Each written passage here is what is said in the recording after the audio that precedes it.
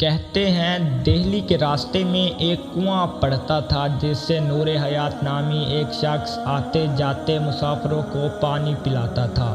ایک دفعہ وہاں سے کسی ولی اللہ کا گزر ہوا۔ نور حیات نے انہیں بڑی تکریم سے پانی کا پیالہ پیش کیا۔ پانی پی کر جب ان کا دل ٹھنڈا ہوا تو کہنے لگے، مانگ کیا مانگتا ہے؟ اس نے ہاتھ پھیلاتے ہوئے کہا، جو چاہیں عطا کر دیں۔ انہوں نے نور حیات کی ہتھیلی پر 1 کا حصہ لکھ دیا۔ اب کیا تھا، روزانہ نور حیات کو 1 روپے منافع ہوتا۔ کچھ عرصے بعد وہاں سے ایک اور ولی اللہ گزرے۔ نور حیات نے انہیں بھی پانی پیش کیا۔ انہوں نے بھی خوش ہو کر کہا، مانگ کیا مانگتا ہے؟ نور حیات نے ان کے آگے بھی ہاتھ پھیلایا تو انہوں نے سوچا کہ کوئی مرد خدا ہے، 1 پہلے ہی لکھ گیا ہے، کیوں نہ میں اس کے ساتھ 1 اور صفر لگا دوں؟ تو انہوں نے 0 لگا دیا۔ اب نور حیات کو روزانہ 10 روپے منافع ملنا شروع ہو گیا۔ کچھ عرصے بعد ایک اور ولی اللہ وہاں سے گزرے۔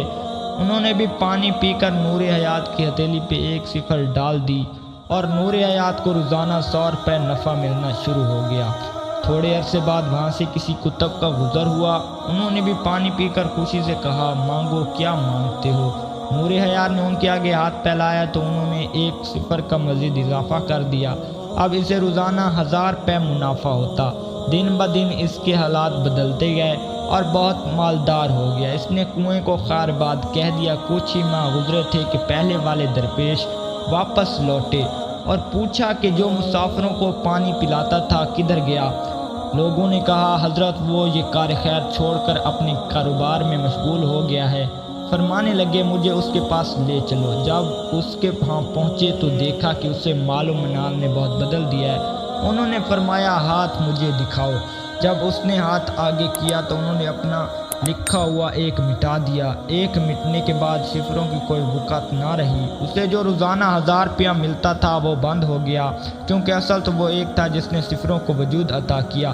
بلا تمثیل و تشبیہ رسول اللہ صلی اللہ علیہ وآلہ وسلم کی محبت ہمارا ایک ہے، اور نماز، روزہ، حج، زکوٰۃ اور دیگر عبادات صفریں ہیں۔